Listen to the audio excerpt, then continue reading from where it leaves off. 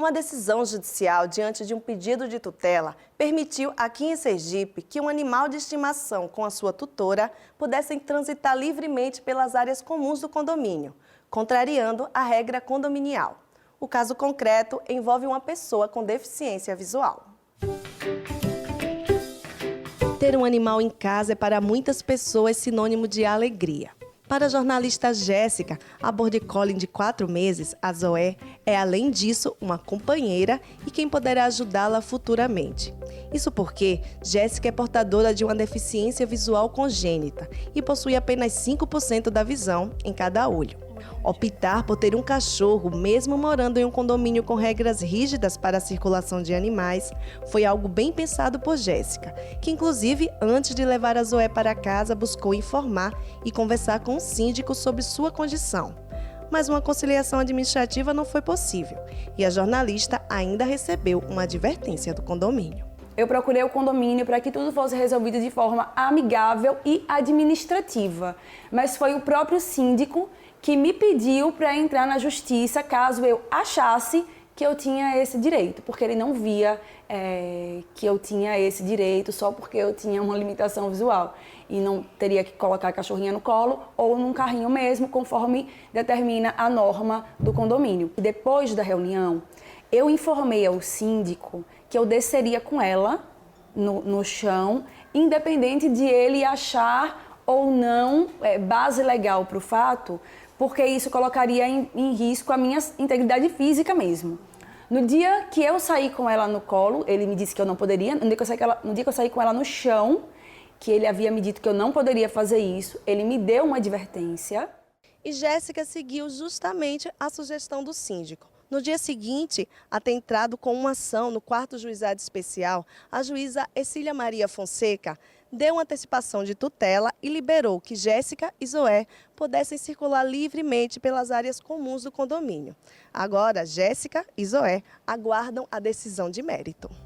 Na antecipação de tutela, a magistrada determinou o afastamento da regra condominial que exige que o animal seja conduzido no colo, permitindo que o cachorro transite pelo condomínio com coleira pelo chão da área comum. O judiciário está a par da questão de acessibilidade, né, que é tão discutida hoje, mas que a gente sabe que não existe a acessibilidade no sentido social, senão eu não estaria dando essa entrevista aqui hoje.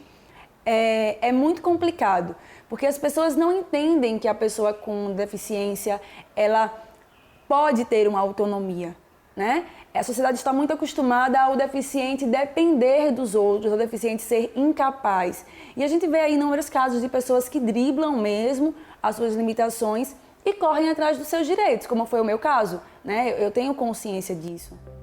Para o advogado Thierson Santos, que é membro da Comissão de Acessibilidade e Direito da Pessoa com Deficiência da OAB Sergipe, existem legislações que protegem o direito da pessoa portadora de deficiência. E mesmo que os condomínios sejam regidos por regras próprias de direito privado, eles não podem tolher direitos fundamentais. Nós temos a lei, que é a 11.126, que fala o seguinte, que dispõe do direito do portador da pessoa com deficiência visual de ingressar e permanecer em ambientes de uso coletivo acompanhado de cão-guia. Nós temos essa lei, que ela regulamenta, e o próprio decreto, que é o decreto 5.904, que regulamenta toda essa questão do cão-guia. Regras de direito privado, ela não pode violar direito fundamental. E isso já é pacificado pelo Supremo Tribunal Federal, que, em um seu precedente, ele denominou no seguinte termo: a eficácia horizontal dos direitos fundamentais nas relações privadas. O que quer dizer isso? Normas de direitos privados não podem violar jamais normas de direito fundamental. Imagine, o artigo 1º da Constituição Federal fala o seguinte: quais são os direitos fundamentais? No inciso 2º ele fala a cidadania e a dignidade da pessoa humana. E quando a pessoa se vê violada em seus direitos fundamentais, violando direitos da personalidade, seja ela na sua liberdade, violação física e psíquica, o direito nos permite ingressar em juízo e, claro, vamos buscar uma reparação por dano extrapatrimonial, no caso, dano moral. O advogado ainda explica que no caso de Jéssica faltou informação acerca dos direitos da jornalista em transitar com seu border collie e também bom senso do condomínio. No caso, a jornalista ela buscou um colega advogado, entrou em juízo pedindo uma tutela provisória de urgência antecipada e o juízo naquele momento corretamente atendeu o pedido dela. Por quê? Porque ela preencheu os requisitos necessários, indispensáveis, juntando os documentos, por exemplo, não só do animal e como da condição da pessoa com deficiência. Então, o juiz naquele momento corretamente atendeu a tutela antecipada, dando o direito de ela não só permanecer, como transitar com o seu animal. Até porque o cão-guia, se a gente partirmos do pressuposto, é uma extensão da pessoa com deficiência. Ora, se a pessoa é cega e usa do cão-guia, qual a razão de impedir de que aquela pessoa possa transitar com o seu animal?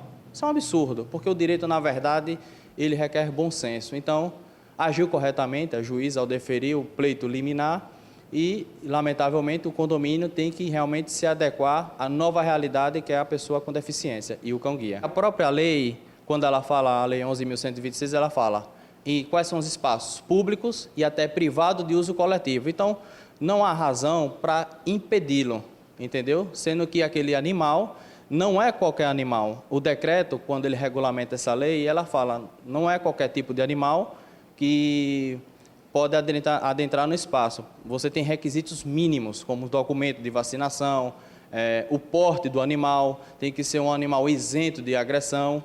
Então, não é qualquer animal. Se a pessoa portar esses documentos e provar, qual é o impedimento legal?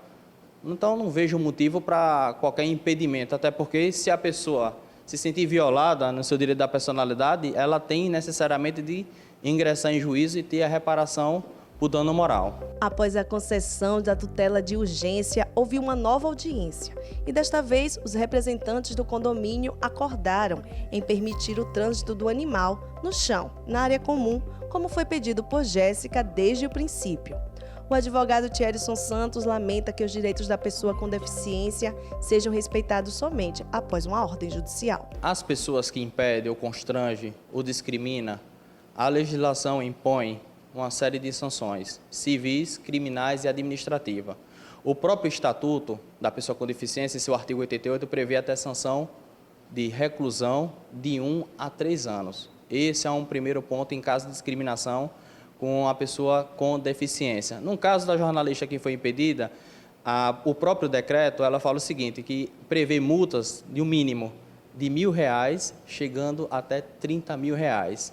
E se aquele condomínio reincidisse, você poderia chegar na multa até R$50.000.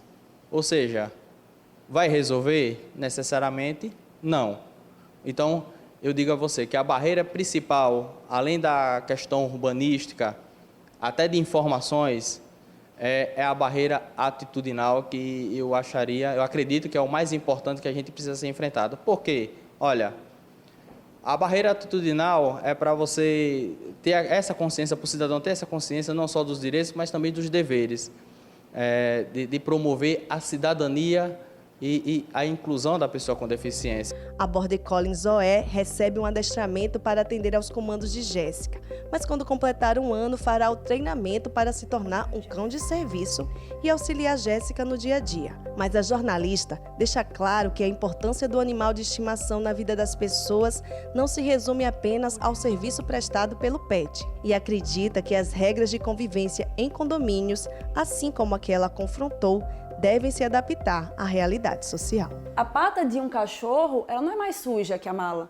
Ela não é mais suja que a sola do nosso sapato, né? Então, independente de a pessoa ter uma limitação visual, acho que a gente precisa começar a entender que os animais fazem parte da nossa família, né? E que eles contribuem significativamente para a saúde, inclusive mental das pessoas. Hoje a gente já vê terapias assistidas com cães.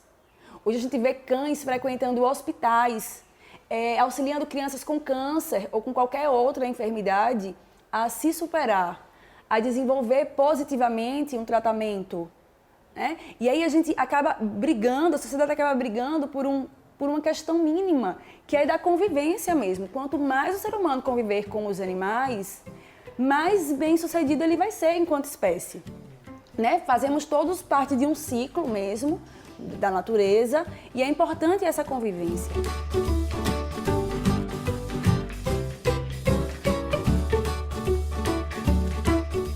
Por hoje é só. Sergipe Justiça fica por aqui. A gente se vê na próxima semana. Até lá!